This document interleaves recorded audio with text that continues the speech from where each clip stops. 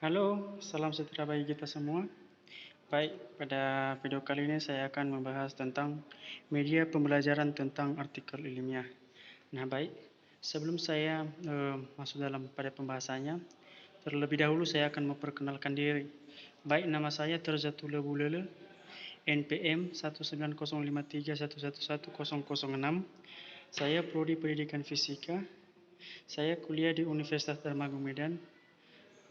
Adapun tujuan dalam pembuatan video ini yang dimana untuk memenuhi tugas saya dari Bapak Dr. Anus Insinyur Francesco Kultom SPD MPD pada mata kuliah artikel ilmiah.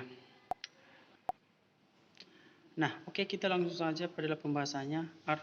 Artikel ilmiah adalah dimana pengertian artikel ilmiah di sini karya ilmiah yang dimuat dalam jurnal atau buku yang berisi dengan data dari hasil penelitian atau berbagai sumber lainnya.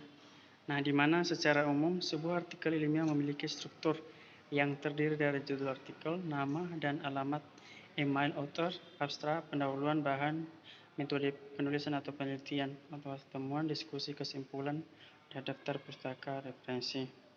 Nah, selanjutnya ada pun ciri-ciri artikel ilmiah di sini, di mana yang pertama objektif, yang artinya isi artikel ilmiah hanya dapat dikembangkan dan keadaannya secara aktual memang eksis walaupun eksistensi fenomena yang menjadi fokus bahasanya berbeda antar bidang ilmu yang satu dengan yang lain. Nah, yang kedua rasional, di mana kritis berfungsi sebagai wahana menyampaikan kritik timbul balik terhadap sesuatu yang dipersoalkan.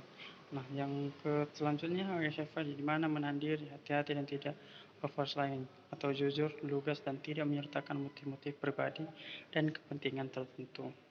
Nah, di sini artikel ilmiah memiliki gaya bahasa yang formal sehingga hanya fokus ke dalam ilmu saja dan tidak ada gaya bahasa yang santai. Nah, yang terakhir pengutipan sumber disertai dengan identitas sumber yang jelas. Oke, lanjut. Adapun struktur penulisan artikel ilmiah di sini adalah yang pertama, judul artikel tidak harus sama dengan judul laporan penelitian. Di bawah judul dicantumkan nama penulis tanpa gelar dan lembaga tempat bertugas. Yang selanjutnya, struktur penulisan di sini abstrak, memuat inti permasalahan, tujuan, cara penelitian, hasil dan kesimpulan. Mana berbahasa Inggris atau Indonesia. Di akhir abstrak ditulis kata-kata kunci. Tentunya pendahuluan berisi latar belakang masalah, mengapa masalah itu diteliti, perumusan masalah, tinjau pustaka dan keterangan terkait dengan tulisan, rujukan ditujukan dengan menulis nama penulis dan tahun penerbit buku. Landasi teori bisa dimasukkan dalam bagian ini. Selanjutnya, metode penelitian menguraikan cara-cara pelaksana penelitian mencakup subjek penelitian, populasi dan sampel, pengumpulan data dan teknik analisis data. Selanjutnya, struktur penulisan artikel di sini adalah hasil penelitian pembahasan berisi uraian hasil yang diperoleh, kemudian diberi pembahasan atau penjelasan ilmiah berdasarkan rujukan tertentu sehingga masalah yang dikemukakan dapat dipecahkan. Hasil penelitian juga dibandingkan dengan hasil penelitian yang relevan. Nah, selanjutnya kesimpulan memuat pernyataan singkat tentang hasil penelitian yang diperoleh sesuai dengan rumus masalah. Terakhir, daftar pustaka hanya memuat pustaka yang dipakai dalam penyusunan artikel ilmiah saja. Tidak perlu sama dengan daftar pustaka yang terdapat dalam laporan penelitian.